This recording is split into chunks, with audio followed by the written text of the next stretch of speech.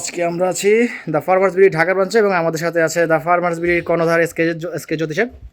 So ভাই, আমি জানতে চাচ্ছিলাম যে লাইভ ওয়েটের গরু কেনার ক্ষেত্রে একজন খামারির কি কি লাভ হয়ে থাকে। দেখেন, লাভ লস তো এটা আল্লাহর উপর নির্ভর করে। তা তো অবশ্যই। তো আমরা যেটা করি আর কি, আপনি যদি আমাদের সিস্টেমটা একটু চিন্তা করেন বা একটা জানেন যে আমরা হাটের একটা ফাঁকা একটা জায়গায় আমরা একটা স্কেল বসাই এবং স্কেলটা বসানোর পরে আমরা ধরেন এই গরুটাই যখন আমরা নিয়ে আসি হাটের হাজার হাজার গরুর মাঝখানে যখন একটা গরু নিয়ে আসি, তখন এই গরুটা হাঁটতেছে কিভাবে, আসতেছে কিভাবে, এটা লুক কেমন, এটা মানে এটা কতটা আকর্ষণীয় গরু, এটার এফএমডি আছে কিনা, এটা জ্বর মানে এখানে আপনাদের একটা জিনিস দেখে, আপনারা জ্বর মাপার খুব একটা ইজি একটা ওয়ে হচ্ছে, আপনি যদি এই হাতটাকে এইভাবে ধরেন, এইভাবে নেন, নিয়ে যদি আপনি লেজের এইখানে এইভাবে ঘেরা এইখানে দেন, এইখানে যদি আপনার মানে জিনিসটা একটু বেশি তাপ মনে হয় তাহলে আপনাকে ওটা জ্বর আছে। আচ্ছা। তো স্কেলে ওঠানোর সময় আমরা হাটে থেকে এটা দেখে নিয়ে উঠাচ্ছি যে এটা জ্বর আছে। জ্বর আছে মানেই হচ্ছে এটা এফএমডি আছে। আচ্ছা, বুঝতে পারছি। এই জিনিসটা কিন্তু আপনি যখন হাটে কিনতে যাবেন আপনার পক্ষে সম্ভব হবে না, কারণ আপনার পিছনে ডানে থাকবে একটা দালাল, বামে থাকবে একটা দালাল, সামনে থাকবে ব্যাপারীর মামা ভাইস্তা থাকবে পিছনে, আপনি একটা পুরা সিন্ডিকেটের মতো সিন্ডিকেটের মাঝখানে পড়ে যাবে। আচ্ছা। এত কিছু দেখার আপনার সুযোগ হবে না, কোনটা খুব ভালো কোনটা খুব খারাপ সুযোগ হবে না।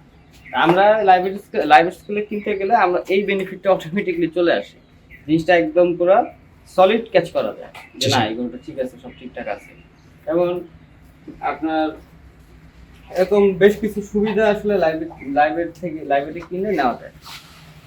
আমাদের লাইব্রেরি পরিক্রমাটা আমরা অনেক কষ্ট করে করছি, যেমন হাটের মধ্যে গিয়া, আমরা ঢাকায় থাকি, আমরা শহরবাসী, আমরা হাটের স্কেল নিয়ে আমাদের সম্ভব হয় না। আমরা বেসিক্যালি আমাদের যেসব জায়গায় আমরা স্কেলে কিনি সেই সব জায়গায় আমাদের স্কেল থাকে।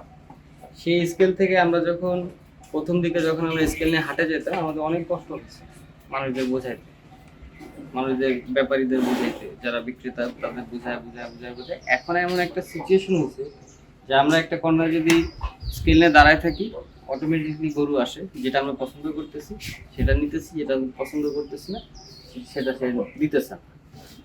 এটা খুব ইজি ওয়ে এবং এটা সেফ একটা ওয়ে এই বিজনেসটাকে, ক্যাটল বিজনেসটাকে মানে ধরে রাখার জন্য। যদি কেউ ব্যবসা হিসেবে নেয় সেটার জন্য উপযুক্ত হচ্ছে ওয়েট স্কেল।